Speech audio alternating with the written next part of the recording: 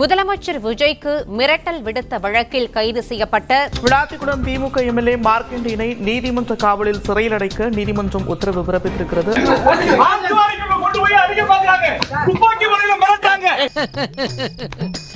என் மனசுல உள்ள பாரமே குறைஞ்சிருச்சு.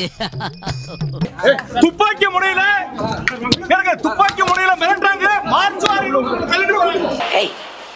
Hey, I've seen this one. This is a classic.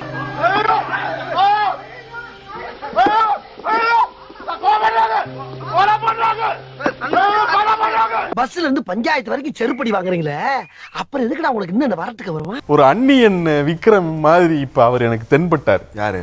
இவர் மார்க்கண்டேயன், விளாத்திக்குளம் எம்எல்ஏ. என்னன்னா அதுல பேசும்போது அவர் சொல்றாரு, எலும்புகளை ஒட்டப்போம்டா சட்டப்பேரவைக்குள்ள வச்சுன்றாரு. மானகெட்ட தமிழ்நாட்டினுடைய முதலமைச்சர் உன்னை சட்டமன்றத்துக்குள்ள வச்சு பாத்துக்கிறோம்டா, கூட்டினா உனக்கு எலும்பு இருக்காது, ஒட்டச்சிட்டு தான் உன்னை அனுப்பி விடுவான். போடா விளக்கண்ண, உன்னால என்னடா செய்ய முடியும்? அது ஒரு அந்நியன். இப்போ போலீஸ் ஐயோ என்னைய துப்பாக்கி முனையில கூட்டு போய் மிரட்டுறாங்க. இது ஒரு வேஷம். கொண்டு போய் அடிக்க பாக்குறாங்க, துப்பாக்கி முனையில மிரட்டாங்க. என்னடா அவார்டா கொடுக்குறாங்க, இப்படி ஆக்ட் பண்றியா? இதுக்கு தாண்டா சேருவாரோட சேரணும்ங்கிறது. நீ சேரு சாக்கடையோட எல்லாம் சேர்ந்த இப்ப அடிச்சு உன்ன ஊர்வலமா எடுத்துட்டு போறாங்கல்ல. ஸ்பீக்கரோட இது இல்லாமலாம் என்னை வந்து நீங்க அரெஸ்ட் பண்ண முடியாது. சபாநாயகரோட இது இல்லாமலாம் நீங்க வந்து அரெஸ்ட் பண்ண முடியாது. எம்எல்ஏனா ஸ்பீக்கர் பெர்மிஷன் வாங்கி தான் நீங்க கூப்பிடுங்க. பேசும்போது மட்டும் சபாநாயகர்கிட்ட வாங்கிட்டா பேசுனீங்க இல்ல அப்ப அரெஸ்ட் பண்ணும்போது அப்படிதான். பேச்சாடா பேசுன, கொஞ்சம் நெஞ்ச பேச்சா பேசுன. மன்னர் பரம்பரை, மண்ணாங்கட்டி பரம்பரை, நீயே இப்ப மாவு கட்டு பரம்பரை ஆகிட்டாங்க. திமுக எம்எல்ஏ மார்க்கண்டேயனுக்கு நீதிமன்ற காவலானது விடுக்கப்பட்டிருக்கிறது. இன்ஸ்பெக்டர், இவனை கூட்டின்னு போய் தலைகீழ தொங்க விட்டு தண்ணி ஊற்றி அடிப்பீங்களோ இல்ல தரையில படுக்க வச்சு ராவ அடிப்பீங்களோ? அதுக்கு முன்னாடி என் கண் எதிர்க்க 2 அடி அடிச்சு கூட்டு போங்க. விளாத்திக்குளம் தொகுதி திமுக சட்டமன்ற உறுப்பினர் மார்க்கண்டேயன் கைது செய்யப்பட்டிருக்கிறார். ஐயா, இவனை விட்டுறாதீங்க. நல்லா வேலை செய்வான், சாணி மிதிப்பான், கல்லுடைப்பான். இடுப்பு மேல ஒரு மிதி ஓங்கி மிதிச்சிங்கன்னு வைங்க, பெரிய பாறாங்கல்ல தூக்கி அடிக்க. அப்புறம் வெளியே வந்துடாத, என்ன உள்ளே இரு, அதான் உனக்கு சேஃப்டி. மேடையில பேசும்போது முதலமைச்சரினுடைய எலும்புகளை உடைப்பேன், உன்ன மாதிரி நாங்க எத்தனையோ பரோட்டாக்களை பார்த்திருக்கோம்னு பேசின அதே வாய் தான் ஐயோ போலீசார் என்னை துப்பாக்கி வச்சுக்கிட்டு மிரட்டுறாங்க என்று அதே வாய் தான் இப்பொழுது பேசுகிறது. இதையெல்லாம் நாங்க வசந்த மாளிகையிலேயே பார்த்துட்டோம். இப்ப போய் பிலிம் காட்டிக்கிட்டு தண்ணியா குடி. நீங்க முதலமைச்சரினுடைய எலும்புகளையே உடைக்கிற நீங்க போலீசாரினுடைய துப்பாக்கிக்கு ஏன் பயப்படுறீங்க? ஏன்டா பயப்படுற? போலீசாரினுடைய துப்பாக்கிக்கு பயப்படுற நீங்களா முதலமைச்சருடைய எலும்புகளை உடைக்க முடியும்?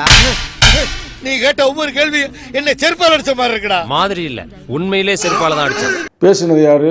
திராவிட முன்னேற்ற கழகத்தை சார்ந்த சட்டமன்ற உறுப்பினர். இந்த திருட்டு திமுக தான். அவர் என்ன சொல்றாரு? மானங்கட்ட தமிழ்நாட்டில் அப்படின்றாரு. மானங்கட்ட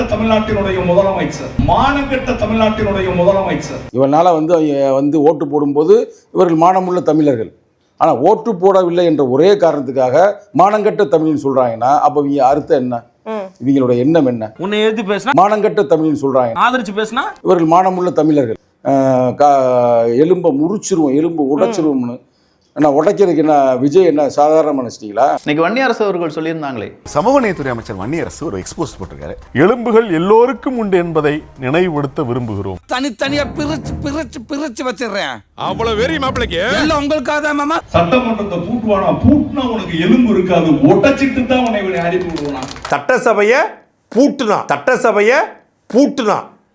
சட்டசபையை பூட்டுனா உன் எலும்பு உடைப்போன்றாரு. என் தலைவன் சிங்கம் வந்துட்டாடா, இவனை மட்டும் கார்கிலுக்கு ஒண்டி அனுப்புனா போகும்டா, பனிமலை எரிமலையா மாறும்டா. முதலமைச்சருடைய எலும்பு உடைப்புன்னு சொல்லிட்டாங்க. கொலை மிரட்டல் இது. பிணையில் வர முடியாத அளவுக்கு இல்ல, ஜாமீன்ல வர முடியாத அளவுக்கு வழக்குகள் பதிவு செய்து அதிரடியாக ஒரு சட்டமன்ற உறுப்பினர் கூட பார்க்காம என் மேல உனக்கு இவ்வளவு பாசமாடா? ஆமா மாஸ்டர். அவரை வந்து கைது பண்றாங்க. சட்டமன்றத்தில் வச்சு தமிழக முதல்வர் விஜய் அவர்களோட எலும்பு உடைச்சிருவனு திமுக எம்எல்ஏ மார்க்கண்டேயன் அப்படிங்கிற சொல்லியிருக்காரு. இதற்காக அவர் கைது பண்ணியிருக்காங்க. ஒருவேளை முதலமைச்சர் விஜய் அவர்கள் யாராவது தாக்க நினைச்சாங்கன்னா as per ரூல்ஸ் படி என்ன நடக்கும்னா,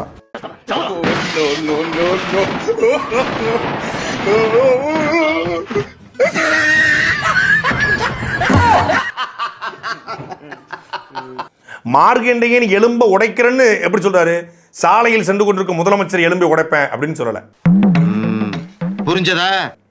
பனையூர் புகுந்து முதலமைச்சர் எலும்பை உடைப்பேன் அப்படின்னு சொல்லல. கேட்டுக்க. கார்ல போயிட்டு இருக்கும்போது குறுக்க மறிச்சு எலும்பு உடைப்பேன்னு சொல்லல. தெரிஞ்சுக்கிட்டியா? விளாத்திக்குளத்துக்கு வந்தா எலும்பு உடைப்பேன் அப்படின்னு சொல்லல. சட்டசபையை பூட்டுனா எலும்பு உடைப்பேன்றார். சட்டசபையை பூட்டுனா டீயை விட கப்பு சூடாகுது. என்ன பண்றது? நாங்க எவ்வளவு நாள் தான் லோக்கலா இருக்கிறது. அவன் ராஜானா நான் மந்திரி, அவன் ஹீரோனா நான் காமெடியே. சட்டசபை இழுத்து மூடு அப்படின்னா எவ்வளவு தவறான வார்த்தை. அப்படி இழுத்து மூடுவீங்க. இது என்ன வேட்டையாடு விளையாடு கமலா கேட்டல் இழுத்து மூடுறா அப்படின்னு சொல்றதுக்கு? நீ ஒரு டுபாக்கூரு. உன்னை நம்பாதேன்னு இவங்கிட்ட எத்தனை தடவை சொன்னேன். இவன் தான் என் பேச்ச கேட்காம உங்ககிட்ட தான் ஜோசியம் பார்க்கணும்னு சொன்னான். பின் விளைவுகளை சந்திக்க நேரிடும் மிஸ்டர் விஜய். இந்த படத்துல சொல்லுவாங்கல்ல, வரணும் பழைய பன்னீர் செல்வமாயிட்டு வரணும் அப்படின்னு கூப்பிடுவாரு சத்திரியன்ல. விஜயகாந்த் பழைய பன்னீர் செல்வமா வந்து துவம்சம் பண்ணுவார். அந்த மாதிரி பழைய மிசா பேட்ச் அப்படிமாங்கல்ல, அந்த மிசா பேட்ச் ஸ்டாலின் வெளியில் வந்தால்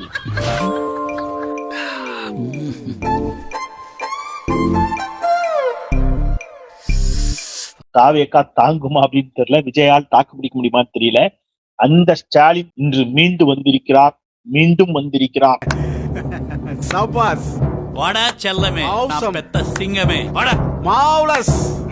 அவருடைய எச்சரிக்கை துணி என்பது சாதாரணமாக புறந்தள்ளி செல்லக்கூடியது அல்ல. ஐயா ஸ்டாலின் அவர்கள் சொன்ன அந்த ட்வீட்டை மட்டும் வாசிச்சுக்கிறேனே. ஜனநாயக பண்புகள் அறவே இன்றி செயல்படும் தாவேக ஆட்சியில் ஜனநாயகம் அறவே இல்லையா.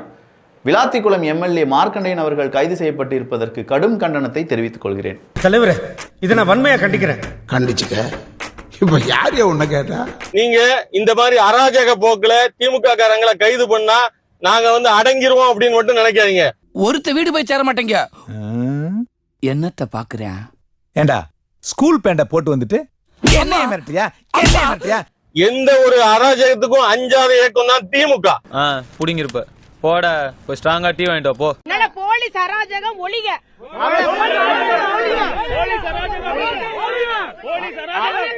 ஆளுக்கு 50 ரூபா கோணாரங்கள்ல போய் சாப்பிட்டுக்குங்க. 50 50 50 50 பிடிங்க. போடல, அவரை விசாரிக்கல, ஒண்ணுமே பண்ணல. அப்ப அவங்களுக்கு வந்தா ரத்தம், எங்களுக்கு வந்தா தக்காளி சட்னியா? எலும்பு உடைப்பேன்றாங்க. ஒரு முதலமைச்சருடைய எலும்பு உடைப்பேன் சட்டமன்றத்துன்னு சொல்றவங்க எப்படிங்க ஓடுவீங்க? இல்ல எது தைரியத்துல இதெல்லாம் பேசுறாங்க? ஒரு சாமானியனுக்கு தெரியாதுன்னா பரவாயில்ல. தைரியம் இல்லைங்க, இவங்களுக்கு ஆத்திரம். இது தைரியம் கிடையாது. இவங்களுக்கு என்ன பண்றது தெரியல. க்ளூலெஸ். தன்னுடைய அரசியல் வாழ்க்கையே முடிஞ்சு போச்சு. ஓகே, திமுகவுடைய அரசியல் வாழ்க்கைய இனி எந்த காலத்துல அது வராது. இனி இந்த சூரியன் அஸ்தம்பிக்க வாய்ப்பே இல்லை. அந்த கோபம் தான் அது. அவ்வளவுதான், டைம் முடிஞ்சது. வா நீங்க பரலோகம், எங்களை விட்டு பரலோகம், ராசா பரலோகம் போனிய பாயராசா. எதிர்க்கட்சிக்காரரை பார்த்து கேட்கிறேன், நாடா இல்ல காடா? அரசியல் நடத்துறியா அராஜகம் நடத்துறியா? இது ரொம்ப நாள் ஓடாது. அதிகபட்சமானா 4 மாசம் இந்த ஆட்சி இருக்கும். என்ன பண்ணா கட்சிக்காரன்? என்னையா தப்பு பண்ணா? எல்லாம் செய்யறேன்னு சொன்ன டிஎஸ்பி தான் இப்ப என்னை இடுப்ப பிடிச்சு இழுத்தது.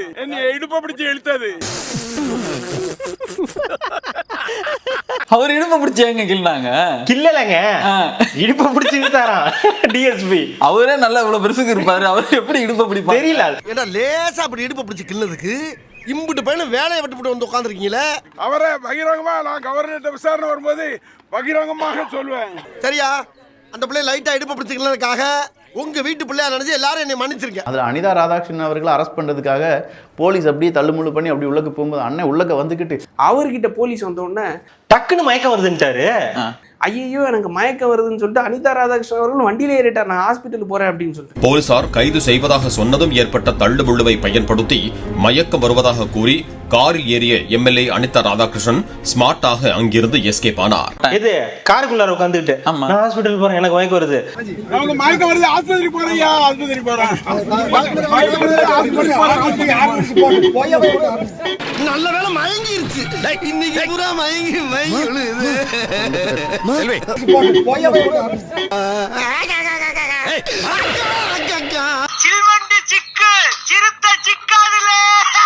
இதுக்கு சும்மா இவங்க முட்டு கொடுக்குறேன்னு ரோட்ல வந்து போராடிட்டு மயக்கம் வருதுன்னு ஓடி போயிடுறது. இதுக்கு கேட்டா சும்மா வரலடா திமுக காரன், சாதாரணமா வரலடா திமுக காரன், சாதாரணமா வரலடா திமுக காரன், சுகர் மாத்திரையோட வந்தாண்டா திமுக காரன், சுகர் மாத்திரையை விட்டுட்டு வந்தாண்டா திமுக.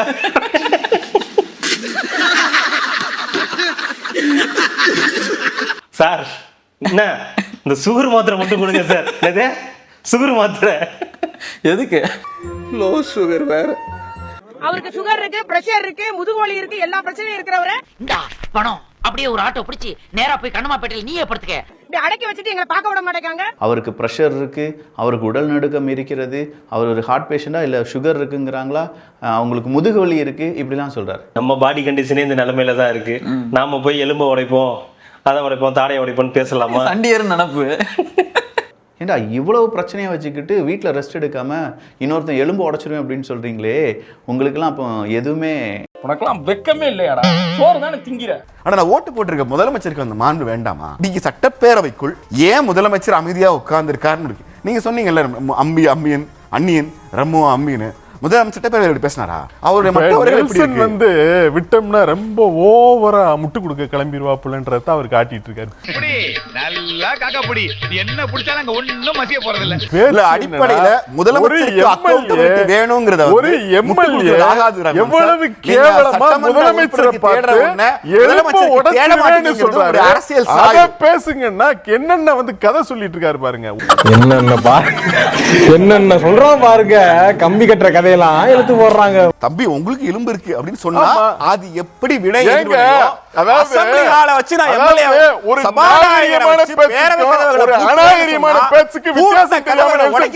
தெரியாதா? அவர் எவ்வளவு அநாகரிகமா எலும்பு முறிப்பேன்றாரு. இவர் என்ன அப்படியே சொன்னாரு? எல்லாருக்கும் தாங்க எலும்பு இருக்குன்னு சொன்னாரு. ஐயோ, எந்த ட்ரெண்ட்ல பேசினாலும் எந்த ரூட்ல போனாலும் விடவே மாட்டேங்கிறானே. நான் என்ன பண்ணு? இந்த நாகரிகமான பேச்சுக்கே நெல்சன் கொதிக்கிறாரு. இவ்வளவு கொதிப்பு வருது இவருக்கு. ஆனா அந்த எம்எல்ஏ முதலமைச்சரோட எலும்பை முறிப்பேன்னா அவர் அதுக்கு வந்து என்னென்ன சொல்லி வராரு பாருங்க. தொடங்கும் போது எப்படி வன்மத்தோட தொடங்குறாரு பாருங்க. வன்மங்களை உள்ள வச்சிருந்தா உனக்கும் கெடுதல் எங்களுக்கும் கெடுதல். சார் முதலமைச்சரோட எலும்பை எப்படி சார் உடைப்பாங்க? அடுத்து அவருடைய ஆசையை பாருங்க. அடுத்து அவருடைய ஆசையை பாருங்க எப்படி உடைப்பாங்க. அதை சொன்னா அவர்கிட்ட போய் கேளுங்க, விளாத்திக்குள்ள எம்எல்ஏ கிட்ட. ஒரு புதிய தலைமுறையோட மூத்த ஆசிரியர் விஜயன் ராமலிங்கம் அவர்கள் அண்மையில ஒரு அந்த ஆட்சிக்கு நெல்சன் வந்து மிக மோசமான தந்திரத்தை வந்து கையில் எடுக்கிறார் பாருங்க. இது என்ன பேசி என்ன புரியலனா? என்ன பேசிடல உங்களுக்கு? இவர் வந்து என்னன்னா இவர்கிட்ட வாதம் இல்ல. அது என்ன ஆனன்னே அதை திசை திருப்பி எவ்வளவு மோசமான ஒரு விஷயத்தை இங்க முன்னெடுத்து வர்றாரு பாருங்க நெல்சன். இது நம்ம இங்க பேசுறதுக்கான விஷயம் கிடையாது. நீ ரொம்ப ஓவரா போயிட்டு இருக்க. ரொம்ப ஓவரா போயிட்டு இருக்க. என் பொறுமைக்கு ஒரு அளவு இருக்கு. உன்னையெல்லாம் இறக்கப்பட்டு விட்டுட்டு இருக்கடா. அடிப்படையில் இந்த அரசு எல்லோரையும் பயமுறுத்த நினைக்கிறது. அது நெல்சனுக்கு பயமா இருக்கு. உருவாக்க நினைக்கிறாரு. நெல்சனுக்கு பயமா இருக்கு. திமுக காரங்களுக்கு பயமா இருக்கு. ஏன் அப்படி பேசுறீங்க? முறைகேடா? சட்டத்துக்கு புறம்பா ஏன் பேசுறீங்க?